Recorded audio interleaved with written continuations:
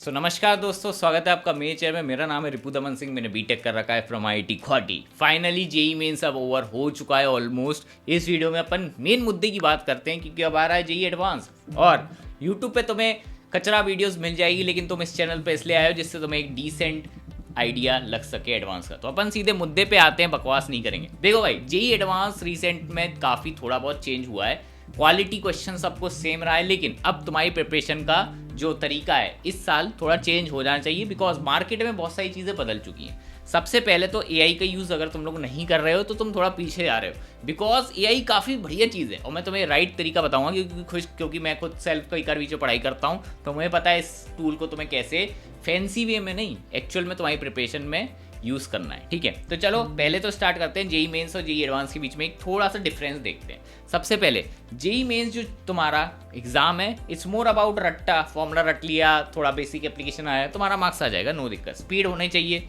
कि क्वेश्चन ज़्यादा आते हैं। ईजी क्वेश्चन में अगर तुम्हें आता है बेसिक कंसेप्ट तो तुम्हारा सॉल्व जाए। प्लस लिंकेजेस जो रहते हैं ना जेई मेंस में कम रहते हैं। इस साल कुछ क्वेश्चंस में थे लिंकेज, बट इतना नहीं रहता जितना जेई एडवांस में रहता है। अब बात करें जेई एडवांस, तुम्हें हर सब्जेक्ट यानी चैप्टर का मास्टरी तुम्हें एग्जैक्टली समझ में आना चाहिए। कंसेप्ट नहीं पता होगा तो तुम सॉल्व नहीं कर पाओगे। प्लस तुम्हें एप्लीकेशन भी आना चाहिए और बेसिक मतलब एक छोटे से टॉपिक पे तुम्हें ऐसा लगेगा अच्छा इस बेसिक कंसेप्ट पे भी सवाल बनाया जा सकता था, तो एडवांस में तुम्हें इस क्वालिटी के क्वेश्चन मिलेंगे। तो तुम्हें याद रखना है कि जैसे मान लेते हैं तुमने मेन से फॉर्मूला रट लिया, थोड़े से क्वेश्चन लगा लिए, आंसर आ गया, तुम्हारे मेंस में मार्क्स आ सकते हैं। पर ये चीज़ सेम तुम एडवांस में करोगे तो तुम्हारा घंटा नहीं होने वाला। और ऐसे बहुत सारे स्टूडेंट्स मैंने देखे हैं जिनके मेंस में काफ़ी अच्छे परसेंटाइल थे। तुम पिछले साल भी बहुत सारे जेई यूट्यूबर्स की वीडियो देख लो, एक दो के थे जिनके काफ़ी अच्छे परसेंटाइल भी आए थे, बट वो एडवांस में उनके कम हो गए because of the same reason. Because ये वो रेस ही डिफरेंट है। ठीक है, तो मेंस को ये मान सकते हैं लाइक अ स्प्रिंट, मतलब जल्दी दौड़ने वाली 100 मीटर रेस, बट जो जेई एडवांस है it's more like a marathon. ठीक है, तो तुम्हें उसके हिसाब से ही प्रैक्टिस करनी पड़ेगी, स्टेमिना लाना पड़ेगा। तो चलो कमेंट करो जल्दी से, I will crack JEE Advance. अपनी फेवरेट आईआईटी का भी नाम लिख देना जिससे अपन एक हाई नोट पे स्टार्ट कर सकें ये वीडियो। और अगर तुम्हें कुछ भी डाउट आए, ठीक है, तो कमेंट में लिख देना, मैं ट्राई करूंगा कि रिप्लाई कर दूँ। चलो स्टार्ट करते हैं। सबसे पहले देखो, जेई एडवांस क्रैक करने के लिए मिनिमम तुम्हें 2 सब्जेक्ट्स के अंदर मास्टरी चाहिए, और ट्राई करो तो केमिस्ट्री और फिजिक्स को मास्टर कर लेना, क्योंकि मैथ्स थोड़ा ज़्यादा टफर साइड पे ही आता है। ठीक है, और बाकी एक सब्जेक्ट को तुम ओकेश लेवल पे कर लोगे, then you are good to go. ठीक है, तो 2 सब्जेक्ट अच्छे लेवल पे, एक ओके लेवल पे, जिससे तुम्हारा वो इंडिविजुअल सब्जेक्ट वाला कट ऑफ ना गिरे। ठीक है, क्योंकि बच्चे आउट हो जाते हैं। ठीक है, बस इस चीज़ रखना। बाकी जो तुम्हारा जेई एडवांस का सिलेबस है वो थोड़ा मेन से ज़्यादा है, जैसे सरफेस केमिस्ट्री हो गया, न्यूक्लियर फिजिक्स, ये जो छोटे छोटे टॉपिक्स थे ना, ये तुमने मेंस के लिए छोड़ दिए होंगे, लेकिन अब ये एडवांस में आएंगे। और ऑनेस्टली बता रहा हूँ, बहुत ही ईजी टॉपिक्स हैं, ये फ्री के मार्क्स हैं। अगर ये तुम्हें नहीं आते तो तुम्हें दिक्कत है, ये फ्री के मार्क्स से ये अच्छे से करके आना है, क्योंकि ये इजी टॉपिक्स हैं। JEE Advance, modern physics, universe dimension, ऐसे इजी टॉपिक्स इजी बोल रहा हूँ, लेकिन क्वेश्चन अच्छा बना देता है। ठीक है, इससे ज़्यादा क्वांटिटी में क्वेश्चन पूछता है, तो तुम्हें याद रखना है कि ये वाले चैप्टर तुम्हें करके जाने हैं, छोड़ना कुछ नहीं है। ठीक है, प्लस तुम लोग के यहाँ घर पे जियो का रिचार्ज होता होगा। ठीक है, उसमें गूगल एआई प्रो का सब्सक्रिप्शन मिल रहा है 18 महीने के लिए। ठीक है, मैं कह रहा हूँ उसे ज़रा अप्लाई कर लो अपनी आईडी में। इसका मैं फिर तुम्हें यूज़ केस समझाऊंगा। चैट जीपीटी को मारो गोली, उसमें तुम्हारा नहीं हो पाएगा, तुम्हें चाहिए एक प्रो मॉडल। ठीक है, तो एआई का यूज़ करेंगे तो ये तुम्हें कर लेना, फ्री में मिल रहा है, तुम्हें पैसे लगाने की ज़रूरत नहीं है, तो ये प्लीज़ अवेल कर लेना। ठीक है, बाकी जो एडवांस का तुम्हें कट ऑफ है ना, कट ऑफ नहीं निकालना, कट ऑफ पे तुम्हारी 25-30 हज़ार रैंक आएगी। उसका क्या चार्ज डालोगे? आईआईटी नहीं मिलता, 17,000 पे सारे आईआईटी बंद हो जाते हैं। ठीक है, 17,000 भी नहीं, 10,000 टारगेट करो बेयर मिनिमम, तब तो तुम्हें एक डिसेंट आईआईटी मिलेगा। और आई वुड से 5,000 टारगेट करो, जिससे तुम्हें टॉप 7 के अंदर एंट्री मिल सकती है।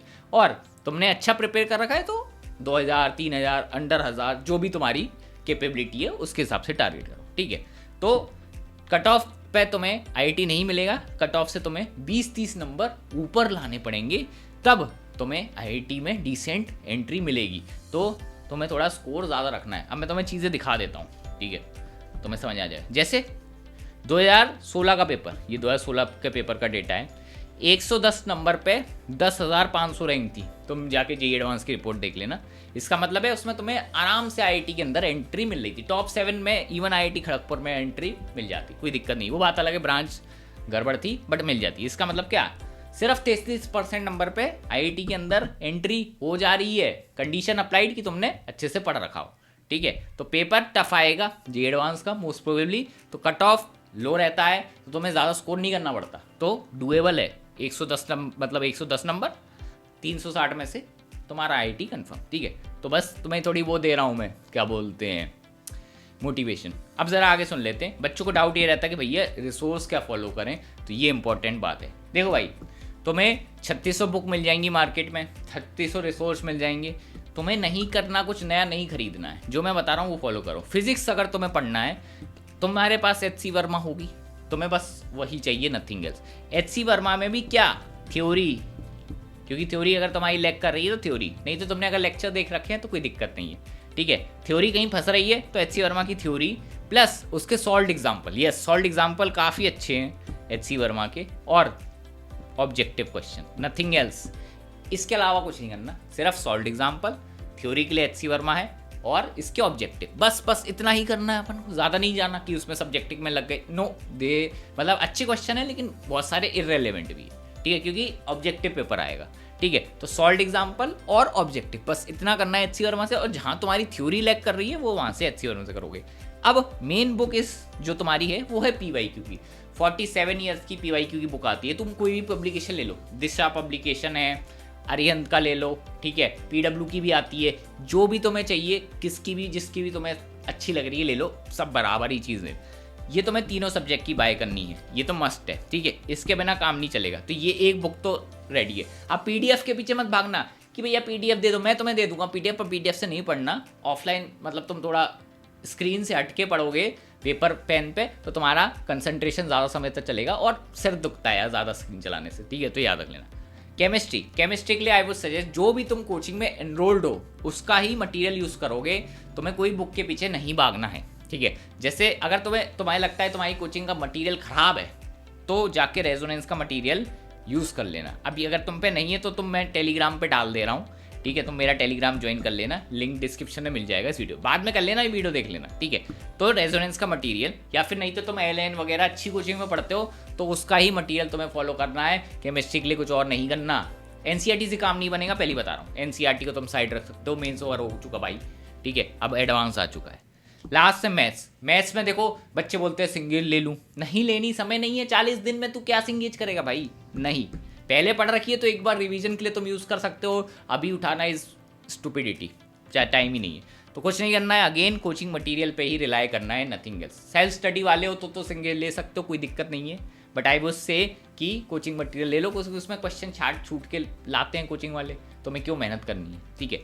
और प्लस PYQ, तो तुम्हारा प्राइमरी रिसोर्स मैंने बता दिया है, HC वर्मा, रेजोनेंस या फिर तुम्हारी कोचिंग का मटेरियल, मैथ्स के लिए कोचिंग का मटेरियल, मेजॉरिटी तुम टाइम दोगे PYQ पे, नथिंग एल्स, कुछ तुम्हें एक्स्ट्रा नहीं करना है इसको, ठीक है। अब ये तुम्हारा मैंने रिसोर्स का डाउट खत्म कर दिया है, अब आगे चलते हैं। अब सबसे पहले स्टार्ट करने से पहले अब एकदम धुरंधर बन के तुम्हें सीधे स्टार्ट नहीं कर देनी है प्रिपरेशन, थोड़ा एनालिसिस करना है। अभी जाना, ये वीडियो एंड होने के बाद लिख लो, ये A4 शीट ले लेना, ठीक है, उस पर ऐसे लिखना ऊपर फिजिक्स, केमिस्ट्री, ठीक है, या मैथ्स, नहीं तो 3 पेज ले लेना अलग अलग के लिए, उस पर तुम्हें अपने जितने भी चैप्टर्स हैं लिखो, नाम से लिखो, जैसे काइनेमेटिक्स हो गया, रोटेशनल, मॉडर्न, ठीक है, पूरे चैप्टर लिखो, और उसे बकेट लिस्ट में फिल करो कि मेरे को ये बहुत अच्छे से आते हैं, मास्टरी लेवल, मिड लेवल आता है, कई कार अटक जाता है बीच बीच में, और जो 0 घंटा लेवल मतलब बैकलॉग है, 3 में डिवाइड करो, ठीक है।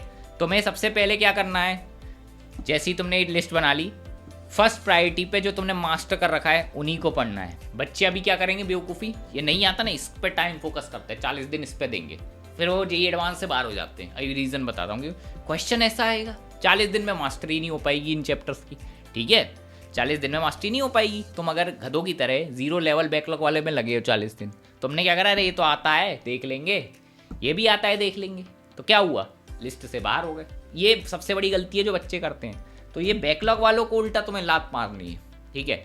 सबसे पहले मास्टरी लेवल के PYQ करने हैं 47 ईयर्स वाली बुक से, थ्योरी वगैरह जो मैंने तुम्हें बताया था वो सब वहाँ से करोगे, रिसोर्स से, ये फर्स्ट प्रायोरिटी होना चाहिए, क्योंकि ये एक्चुअल में क्वेश्चंस होंगे जो तुमसे पेपर में सॉल्व हो जाएंगे। इसके अलावा मोस्टली तुमसे नहीं सॉल्व होगा, 90% चांस है, और नहीं होगा सॉल्व। ये मास्टरी और मिड लेवल वाले ही होंगे जो तुम्हारा मार्क्स स्कोर लास्ट में बढ़ाएंगे ना, ये दोनों इससे घंटा नहीं होने वाला। ये तो मान लेते हैं कहीं किस्मत में कोई ईजी आ गया तो हो सकता है। अब इसको क्या पूरा छोड़ देना है? पूरा भी नहीं छोड़ना है। तुम्हें क्या करना है?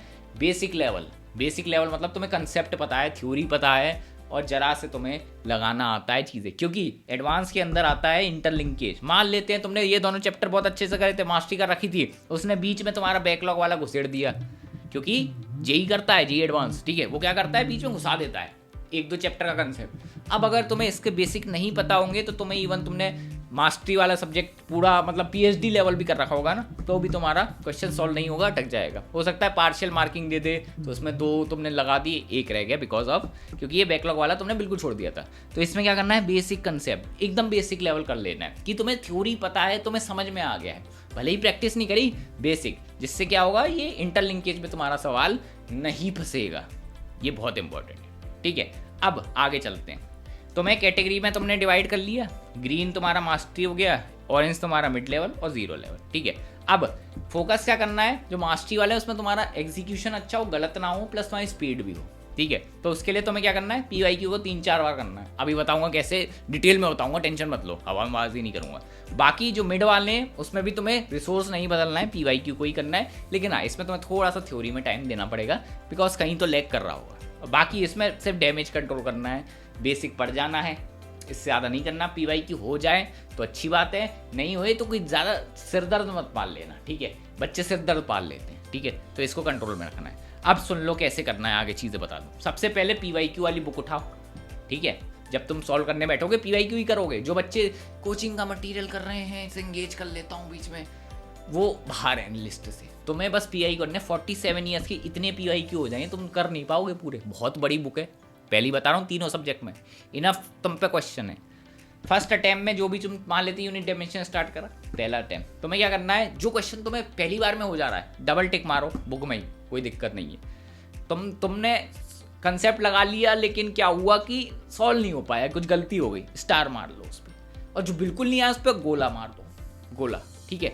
ये तुम्हें नोमेनक्लेचर चला के चलना है, इंपॉर्टेंट है। अब सुनो इंपॉर्टेंट चीज़, जैसे तुमने क्वेश्चन करा, टाइम बाउंड मैनर में स्टार्ट में नहीं करना है, क्योंकि तुम फर्स्ट टाइम कर रहे हो। अभी से टाइम का प्रेशर मत लो, जब तुम सेकंड बार थर्ड बार रिवाइज करने आओगे तब टाइम बेस्ड प्रैक्टिस करेंगे। अभी तुम्हें टाइम लिमिट नहीं लगानी अपने सिर पे, ठीक है। तो तुम्हें अभी फर्स्ट क्वेश्चन जैसे तुमने देखा, आराम से टाइम दो, तुम ऐसे याद करो कि हाँ मैंने थ्योरी पढ़ रखी है, पूरा दिमाग खुले दो, पूरा ब्रेनस्टॉर्म करो, सोल्यूशन मत देखना। तुम्हें अंदर से तलब मचेगी सोल्यूशन देखने की, नहीं, जब तक तुमने सब कुछ एग्जॉस्ट नहीं कर दिया, जितनी तुमने नॉलेज आती थी एग्जॉस्ट नहीं कर दी। अगर तुमने एग्जॉस्ट कर दी है सारी नॉलेज कि हाँ भाई जितना आता था मैंने सारे कंसेप्ट लगा लिया, आंसर नहीं आ रहा, तब जाके सोल्यूशन देखना है। उसके बाद तुम्हें मार्किंग लगानी है, ये वाली की ये वाली, ठीक है। और नहीं तो अगर तुम्हें ऐसा लगता है कि हाँ भाई मेरे से हो गया, सवाल हो गया, तो भी सोल्यूशन देखना है, क्योंकि अगर तुम सोल्यूशन के थ्रू नई चीज़ सीख जाते हो, ठीक है, ये इंपॉर्टेंट है। अब क्या करना है, जैसे तुमने मान लेते हैं कि तुम्हें समझ में, मतलब जो तुमने क्वेश्चन था वो करा, ठीक है, और तुम्हें समझ में नहीं आया, तो अब तुम सोल्यूशन देखने गए, तुम्हें सोल्यूशन भी नहीं आया। ये बहुत बड़ी के प्रॉब्लम है, ये बहुत बच्चे फेस करते हैं, मैं खुद फेस कर रहा था, क्योंकि सवाल कर लिया, मुझे ही समझ में नहीं आया कि अरे ये कौन सा नया कंसेप्ट है। कुछ नहीं करना है, इधर मैंने तुम्हें बताया था ना एआई का सब्सक्रिप्शन, यहाँ वो काम आएगा। ये दिक्कत है, ठीक है, क्योंकि अब तुम्हें टीचर पर रिलाई करने की जरूरत नहीं। तुम यहाँ पे जेमिनाई प्रो बोल रहा हूँ, प्रो, वो फास्ट मॉडल गलत आंसर देता है, प्रो वाला, ठीक है। तो यहाँ पे तुम उसे इमेज दे देना, फोटो दे देना, वो तुम्हारे लिए सॉल्व कर देगा, और क्रॉस चेक कर लेना चीज़ें, क्योंकि एआई से भी गलती हो जाती है, बट मोस्ट प्रोबेबली सही सॉल्व कर देगा, ठीक है। और लास्ट में तुम्हें उसे प्रॉम्प्ट भी दे देना है कि इसमें क्वेश्चन में कुछ ट्रिक छुपी थी कि मैं इसे फास्ट तरीके से कर पाऊँ, तो वो ही बता दे।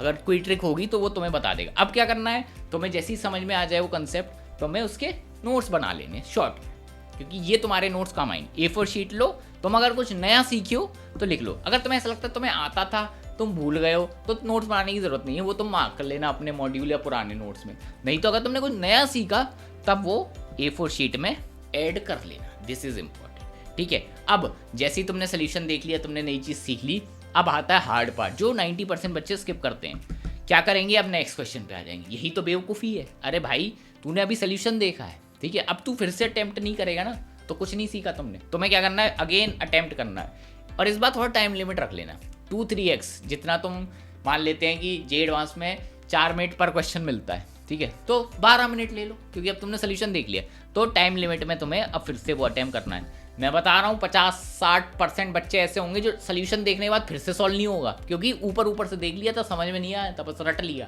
तो ये इंपॉर्टेंट है, तो ये तुम्हें करना है, ये इसके नोट्स लिख लेना, क्योंकि ये बच्चे नहीं करते हैं। जिनका जेई में सिलेक्शन होता है वो ये चीज़ करते हैं, और जिनका नहीं होता वो यहीं स्किप या मक्कारी कर देते। थोड़ा हार्ड वर्क करना पड़ता है, पुश करना पड़ता है, इसमें टाइम कंज्यूमिंग चीज़ है, लेकिन ये तुम्हारा काम करता है, रैंक इंप्रूव करेगा, ठीक है। तो ये इंपॉर्टेंट है। अब तुम्हें एक और चीज़ बता देता हूँ, रिवीजन कैसे करना है, क्योंकि अभी तो तुमने बस एक बार पढ़ा ना, अब रिवीजन की साइकिल तुम्हें जनरेट करनी है। अब जो तुमसे फर्स्ट गो में हो गए थे सवाल, उनको तुम स्किप कर सकते हो, वो तुमसे मोस्ट प्रोबेबली हो जाएंगे, उन्हें रिवाइज करने की ज़रूरत नहीं है।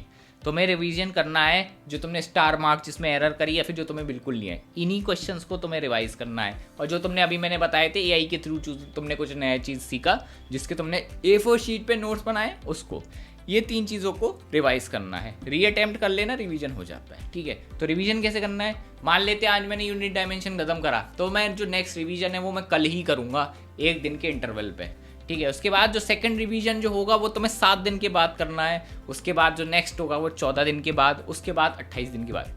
इधर तक याद हो जाता है, ठीक है। तो ये रिवीजन की साइकिल है, ठीक है। इसके लिए तुम्हें एक डायरी मेंटेन करनी पड़ेगी या नोटबुक मेंटेन कर लेना कि मुझे किस तारीख पे किसका रिवीजन करना है। और रिवीजन में याद रखो, मान लेते हैं फर्स्ट गो में तुम्हें 3 घंटा लगा उस सब्जेक्ट को करने में, 3 घंटा फिर से नहीं लगेगा, तुम आधा घंटा 1 घंटे में कर लोगे रिवाइज, याद रखना। तो ऐसे टाइम ज़्यादा कंज्यूम नहीं होगा, प्लस तुम्हें सिलेबस भी कंप्लीट करना है, दिमाग में रखना, उस हिसाब से उतनी स्पीड बना के रिवाइज करना, ठीक है। बाकी डायरी मेंटेन करोगे तो कोई दिक्कत नहीं है, ठीक है। अब आगे चलते हैं। हाँ, सबसे इंपॉर्टेंट चीज़ पीवाईक्यू को क्रैक कैसे करना है। तुम अगर जेई एडवांस के पीवाईक्यू देखो तो तुम्हें कुछ ऐसा पैटर्न दिखेगा कि तुम्हें लगेगा हर क्वेश्चन हर साल नया आया है, कभी रिपीट नहीं हुआ, बट यही तो मिथ है। तुम अगर देखोगे कंसेप्ट हमेशा रिपीट होते हैं। कंसेप्ट, तुम एक सवाल करोगे तुम्हें लगेगा अच्छा ये वाला सवाल तुमसे हो सकता है फर्स्ट अटेम्प्ट में ना हो, फिर तुम पीछे वाले पीवाईक्यू करोगे तुम्हें लगेगा अरे भाई ये कंसेप्ट तो इधर भी अप्लाई हो रहा है, इसका मतलब क्वेश्चन सेम है बस ऊपर से अलग दिख रहा है, ये इंपॉर्टेंट है। तो तुम्हें कंसेप्ट सीखना है। और ये कंसेप्ट क्रैक कैसे करोगे, जो जब तुम खुद अटेम्प्ट करोगे तो तुम्हें फिगर आउट होने लगेगा। और अगर तुम्हें ऐसा लगता है टाइम नहीं है तो तुम एआई का यूज़ करो, कुछ ना करो, जो सेम टॉपिक वाले क्वेश्चन है उनका फोटो खींच के जेमिनी पे अपलोड कर देना, उससे बताना कि इसमें क्या चीज़, मतलब कुछ पैटर्न रिपीट हो रहा है क्या, कंसेप्ट सेम सा लग रहा हो, तो वो तुम्हारे लिए अलग कर देगा, फिर तुम उसे अपने नोट्स में लिख सकते हो और उसी से कि तू समझ लिया। तुम्हें फोकस किस चीज़ पे करना है, समझने में। तुम्हें कंसेप्ट समझ में आया, फिजिक्स है तो विजुलाइज हुआ, मैथ्स है तो इसके पीछे कंसेप्ट क्या था, केमिस्ट्री में मैकेनिज्म जैसे ऑर्गेनिक है, ठीक है, ऑर्गेनिक इनऑर्गेनिक में ये होता क्यों है, क्यों, वाई, मैं अभी बहुत बार वाई बोल रहा हूँ। अगर तुमने वाई को फिगर आउट कर लिया ना तुम्हारा जेई एडवांस क्रैक हो जाएगा आराम से, ठीक है। अब मेन चीज़ मॉक स्ट्रेटेजी, ये बहुत इंपॉर्टेंट चीज़ है, क्योंकि बच्चे मॉक्स नहीं देते हैं, प्रैक्टिस कर ली रहो, लेकिन time based pressure based practice करना पड़ेगा, बहुत इंपॉर्टेंट है। तो इसके लिए तुम याद रखना पीवाईक्यूज करोगे, उसमें जो लास्ट के 5 साल के पेपर है ना उन्हें छोड़ देना, उनके क्वेश्चन स्किप कर देना, उसे तुम लास्ट में एज अ प्रैक्टिस मॉक देना, क्योंकि ये तुम्हारे बेस्ट क्वालिटी मॉक्स की तरह एक्ट करेंगे। तो क्या करना है, 2026 चल रहा है इस बार, तो 2025, 24, 23, 22, 21, 20 इनके पेपर नहीं छूने तुम्हें। ये तुम क्या करोगे, जब मॉक दोगे बाद में, तो 20 के पीछे वाले सारे पीआईक्यू करने, लास्ट के 5 साल के अभी तुम रखे रहना, क्या, किस लिए, एज अ मॉक देने के लिए, ठीक है। ये करके देख लेना, नहीं तो तुम्हें पीछे वाले देने हैं मॉक, जैसे कुछ बच्चे ऐसे करेंगे, नहीं यार मुझे लेटेस्ट वाले तो करने हैं, तुम लेटेस्ट वाले कर लेना और 20 से 15 के एज अ मॉक दे देना। तो ये तुम अपने हिसाब से फ्लेक्सिबल कर लेना। बाकी टेस्ट सीरीज तुम्हें चाहिए होगी, क्योंकि नए क्वेश्चन भी करने होते हैं, तो दिस इज इंपॉर्टेंट। एक अच्छी डिसेंट टेस्ट सीरीज में तुम एनरोल हो जाना। तुम हमारी टेस्ट सीरीज में भी एनरोल हो सकते हो, लेकिन उसमें एडवांस ही कम है, बट अगर तुम्हें एनरोल होना है तो ले सकते हो, जेई मास्टर साइट पे चले जाना, ठीक है, RDS20 कोड यूज़ करना, इसमें हमारी मेंटरशिप मिल जाएगी, ये फ़ायदा है। बाकी टेस्ट सीरीज तो आई वुड सजेस्ट कोई अच्छी कोचिंग की तुम ज्वाइन कर सकते हो, नहीं तो अगर तुम पे कोचिंग है ना तो तुम्हें कोई टेस्ट सीरीज ज्वाइन करने की ज़रूरत नहीं है, उसी से काम हो जाएगा, ठीक है। और पीआईक्यू एज अ मॉक, और ये मॉक देने कैसे अभी बता देता हूँ। देखो भाई, 2 शिफ्ट में होता है एडवांस का पेपर, तो तुम्हें मॉक्स भी काइंड ऑफ आदत ऐसी लगानी है कि 2 शिफ्ट में दो।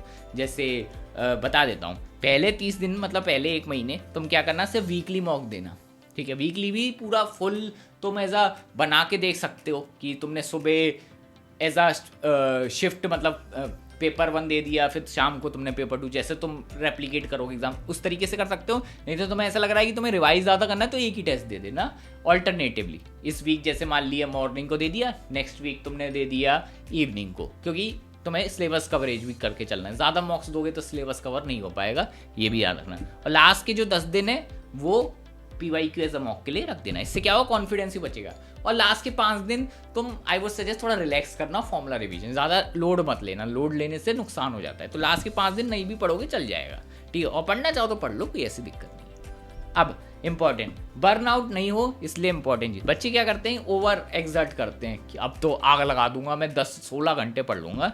आई वुड सजेस्ट ये करने की जरूरत नहीं है, तुम 8 घंटे पढ़ो इनफ है। क्योंकि मुझे पता है कुछ बच्चे जो 16 घंटे पढ़ेंगे, 1-4 दिन पढ़ लेंगे, तबीयत खराब होगी, फिर एक दिन के लिए 1 हफ्ते तक पढ़े रहेंगे, बराबर एवरेज वो 8 घंटे ही आता है। तो अपने शरीर को खराब मत करो, 8 घंटे पढ़ लो, ज़्यादा एक्सर्ट करने की जरूरत नहीं है, ठीक है। जब तुम्हें लगता है थक गया, अब नहीं हो रहा, टेक रेस्ट। ऐसे नहीं होती पढ़ाई, याद रख लेना। क्योंकि मैं चलो ये अच्छा आइडिया आ गया, मैं अपनी स्टोरी बताता हूँ। एक चीज़ और है, अभी क्या है, ये अप्रैल आ गया है, मई आएगा, झुलसने वाला मौसम हो जाता है नॉर्थ इंडिया में। तो जिन बच्चों की झुलसने की आदत नहीं है वो पेपर वाले दिन झुलस जाते हैं, फिर उनकी रैंक भी झुलसती हुई निकलती है। तो देखो भाई, सिंपल तुम्हें बता रहा हूँ, गर्मी की आदत डाल लेना, AC की कुर्बानी अब दे दो, मत चलाओ AC प्लीज़, वरना पेपर वाले दिन रोओगे। क्योंकि मेरे साथ हो गया था भाई, इवन तो मैं तो प्रैक्टिस करके गया था, तब हो गया था। सेंटर बहुत खराब हो सकता है तुम्हारा, वर्ष के लिए प्रिपेयर हो। मैं बता रहा हूँ, मेरे शायद 50 मिनट वेस्ट हुए थे कि मेरी तबीयत खराब हो गई थी पेपर देते वक्त, बिकॉज ऑफ गर्मी। इसलिए मैं बोल रहा हूँ कि प्रिपेयर होके जाना, वरना दिक्कत हो जाएगी। और 50 मिनट तुम सोच लो एडवांस वाले दिन कितनी तुम्हारी रैंक गिरा सकता है। वो तो किस्मत है मेरी, हो गया पता नहीं कैसे, बट वरना उस दिन लग जाती, ठीक है। अब मैंने तुम्हें एग्जैक्ट रिसोर्स बता दी हैं जो तुम्हें फॉलो करने हैं, ठीक है। और सिलेबस को कैसे तुम्हें एनालाइज करना है, प्लस ट्रिक्स कैसे निकाल लिए, AI का यूज़ कैसे करना है, इसे इम्प्लीमेंट करो, मॉक टेस्ट देते रहना बस, ज़्यादा कॉम्प्लिकेटेड मत करो, ये प्रोसेस एकदम स्मूथ है, ठीक है। मैंने तुम्हें कुछ PhD लेवल चीज़ नहीं बताई है, बहुत ही सिंपल चीज़ बताई है। और जिसकी कोचिंग चल रही है वो कंटिन्यू कर सकता है। ये स्ट्रेटेजी बिल्कुल तुम्हारे कोचिंग के साथ इंटरफेयर नहीं कर रही, तुम्हारी कोचिंग को कॉम्प्लीमेंट कर रही है। तो ये स्ट्रेटेजी फॉलो करना बस। कुछ डाउट हो तो कमेंट में पूछ लेना। मिलेंगे नेक्स्ट वीडियो में, बाय बाय।